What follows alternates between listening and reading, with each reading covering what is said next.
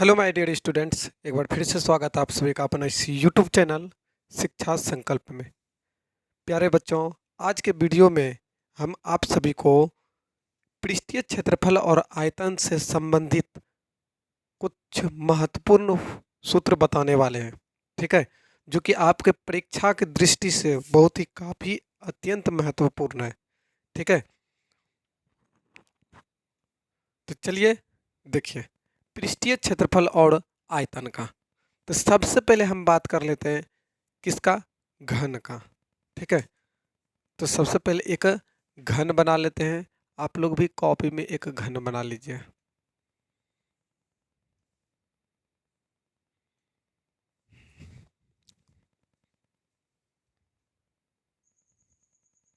चलिए देखिए, ये एक हम क्या बना लिए? घन बना लिए।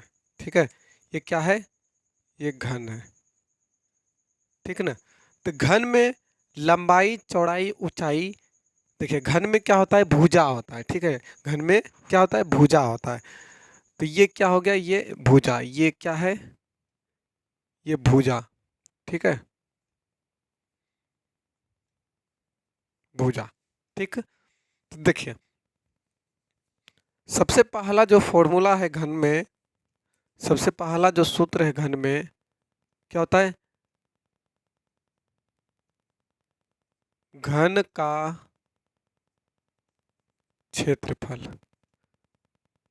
घन का क्या? क्षेत्रफल। तो घन का क्षेत्रफल क्या होता है? तो घन का क्षेत्रफल होता है 6 गुना भुजा स्क्वायर।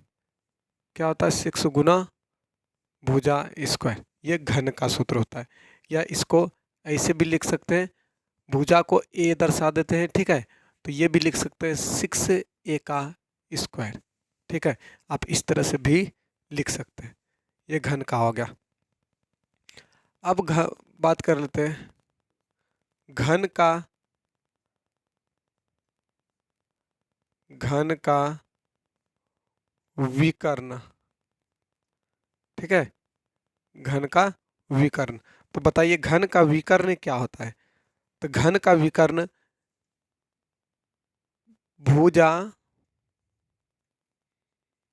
गुना √3 होता है। या इसको ऐसे भी लिख सकते हैं a√3। ठीक है, ये घन का क्या हो गया? ये घन का, ये घन का विकर्ण हो गया। ठीक है, चलिए अब तीसरा नंबर, घन का आयतन क्या होता है? घन का आयतन। तो घन का आयतन भुजा क्यों होता है? क्या होता है घन का आयतन? भुजा की क्यों। या इसको ऐसे भी लिख सकते हैं ए का क्यों। ठीक, कोई दिक्कत? कोई दिक्कत नहीं। तो ये था मेरा घन का जो जो इम्पोर्टेंट था वो हम बता चुके हैं। अब आप सभी को हम घनाभ का सूत्र बताते हैं। चलिए देखिए, हम अब किसका बात करेंगे? घन का बात, घनाभ का बात करेंगे। ठीक है, ये क्या है? एक घनाभ है। घनाभ में क्या होता है कि घनाभ में लंबाई, चौड़ाई, ऊंचाई होता है। ठीक है, तो देखिए ये क्या है? घनाभ। देखिए घनाभ एक तरह से, घनाभ, घनाभ आकार का तो यहाँ पे कुछ है भी नहीं। दिखा देते हैं घनाभ किस आकार का है। छोड़िए, देखिए ये एक तरह से घनाभ है। तो ये क्या होता है? ये क्या होता है? ये, तो ये होता है लंबाई। ठीक है, क्या होता है? लंबाई, लेंथ। ठीक है, ये लंबाई हो गया। तो ये क्या है? ये चौड़ाई है। ठीक है, ये क्या है? ये चौड़ाई। ठीक है, ये चौड़ाई। और ये क्या है? ऊंचाई है। ठीक है, ये क्या है? ऊंचाई है। ठीक, तो लंबाई, चौड़ाई, ऊंचाई होता है। ठीक है ना? चलिए अब किसका हम सूत्र लिखने वाले हैं? घनाभ का सूत्र लिखने वाले। ठीक है, किसका सूत्र? घनाभ का सूत्र। तो देखिए पहला सूत्र होता है घनाभ का क्षेत्रफल क्या होता है? पहला सूत्र का बात करें तो घनाभ का क्षेत्रफल, घनाभ का क्षेत्रफल क्या होता है? घनाभ का क्षेत्रफल क्या होता है? तो घनाभ का क्षेत्रफल होता है 2 × LB plus BH plus HL।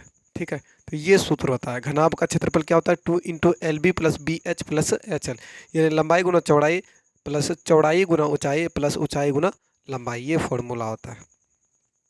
दूसरा नंबर, घनाभ का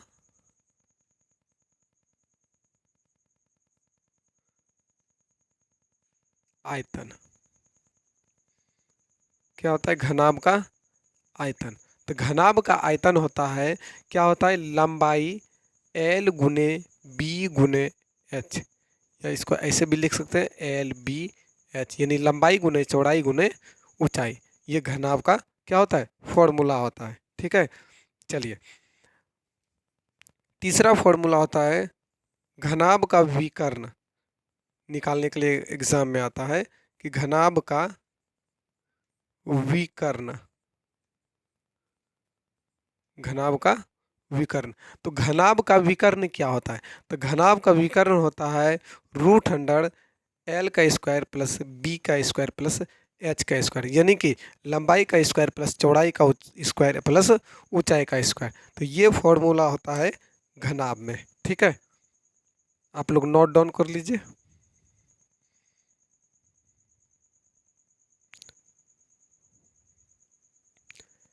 चलिए, तो ये था घन और ये था घनाभ का फॉर्मूला।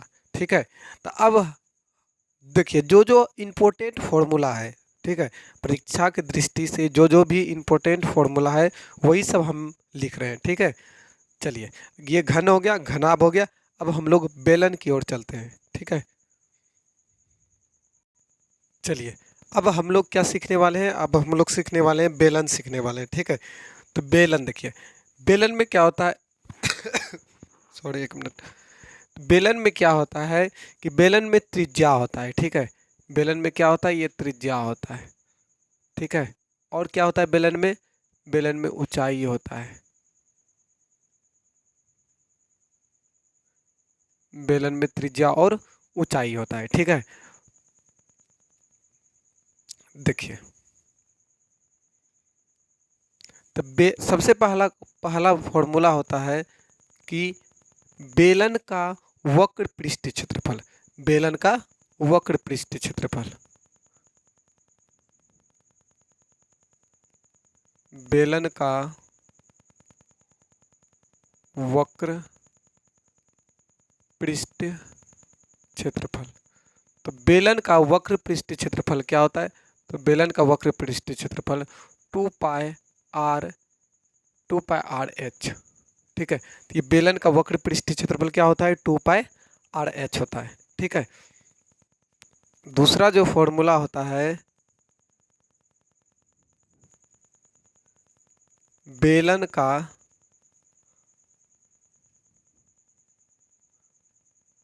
संपूर्ण पृष्ठ क्षेत्रफल, बेलन का संपूर्ण पृष्ठ क्षेत्रफल। तो बेलन का संपूर्ण पृष्ठ क्षेत्रफल देखिए होता है 2πr/h, क्योंकि देखिए एक वृत्त ये हुआ, एक वृत्त ये हुआ, तो दो वृत्त है, तो 2πr/h। ठीक है, तो यहाँ से 2πr कॉमन ले लेते हैं, एक मिनट, 2πr/h, एक मिनट सॉरी, एक मिनट यहाँ पे मिस्टेक हो गया था। 2πr/h और दो वृत्त है तो क्या हो जाएगा? 2πr² हो जाएगा। ठीक है, 2πr²।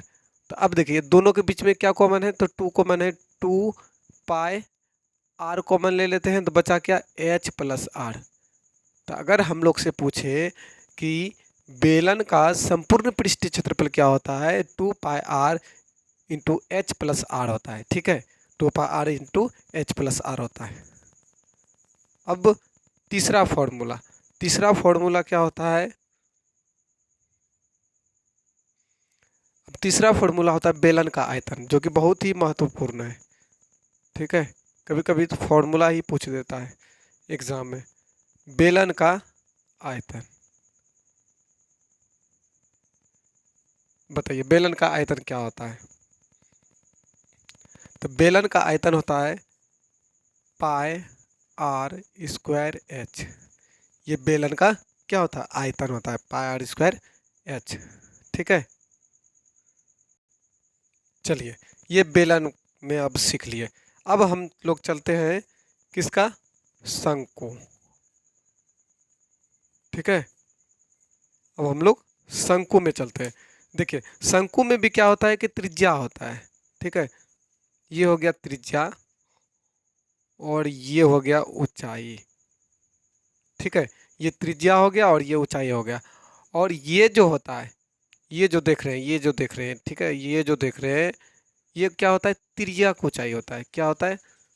तिर्यक ऊंचाई, जिसको एल से दर्शाते हैं। तिर्यक ऊंचाई को एल से दर्शाते हैं। ठीक है, तो देखिए पहला फॉर्मूला हो जाएगा, तिर्यक ऊंचाई हम कैसे निकालेंगे? यानी एल निकालेंगे, हमको एल निकालना है तो क्या करेंगे? देखिए तिर्यक ऊंचाई अगर हमको निकालना है, फॉर्मूला होता है तिर्यक ऊंचाई बराबर, ठीक है, यानी एल बराबर रूट अंडर एच का स्क्वायर प्लस आर का स्क्वायर। ये फॉर्मूला होता है कि त्रियक ऊंचाई यानी शंकु में त्रियक ऊंचाई निकालने का फॉर्मूला। ठीक है, चलिए दूसरा नंबर देखिए। अब देखिए शंकु का वक्र पृष्ठ क्षेत्रफल, शंकु का वक्र पृष्ठ क्षेत्रफल, बताइए शंकु का वक्र पृष्ठ क्षेत्रफल क्या होता है? तो शंकु का वक्र पृष्ठ क्षेत्रफल पाई आर एल होता है। ठीक है, शंकु का वक्र पृष्ठ क्षेत्रफल क्या होता है? पाई आर एल होता है। ठीक, चलिए तीसरा नंबर देखिए। शंकु का संपूर्ण पृष्ठीय क्षेत्रफल क्या होता है? बताइए शंकु का संपूर्ण पृष्ठीय क्षेत्रफल क्या होता है? तो देखिए, तो शंकु का संपूर्ण पृष्ठीय क्षेत्रफल होता है पाई आर एल प्लस आर।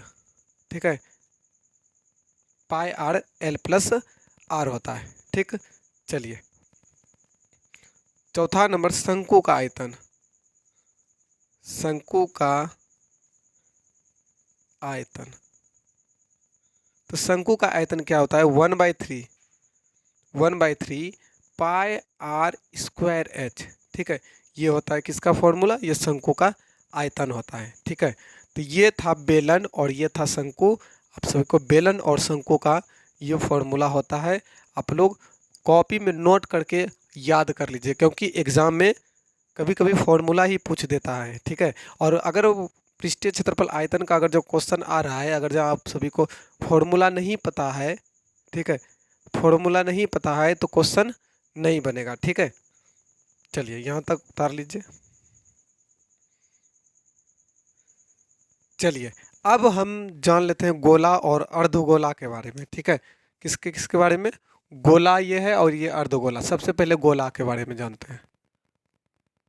ठीक है, गोला के बारे में, तो गोला में क्या होता है? गोला में सिर्फ त्रिज्या होता है। ठीक है, गोला में क्या होता है? सिर्फ त्रिज्या होता है। ठीक, तो हमसे अगर पूछे कि गोले का क्षेत्रफल क्या होता है, अगर हमसे गोला में पूछे, क्या पूछे कि क्षेत्रफल क्या होता है, ठीक है, तो क्षेत्रफल क्या होता है? तो 4 पाई आर स्क्वायर गोले का क्षेत्रफल होता है। ठीक है, गोले का क्षेत्रफल 4 पाई आर स्क्वायर। अगर इसी में पूछे हमको, क्या पूछे? आयतन क्या होता है? किसका आयतन? गोले का आयतन। तो गोले का आयतन 4/3 पाई आर क्यूब होता है। ठीक है, 4/3 पाई आर क्यूब होता है। बस ये दो फॉर्मूला आप सभी को गोला में क्या करना है? याद करना है। ठीक है,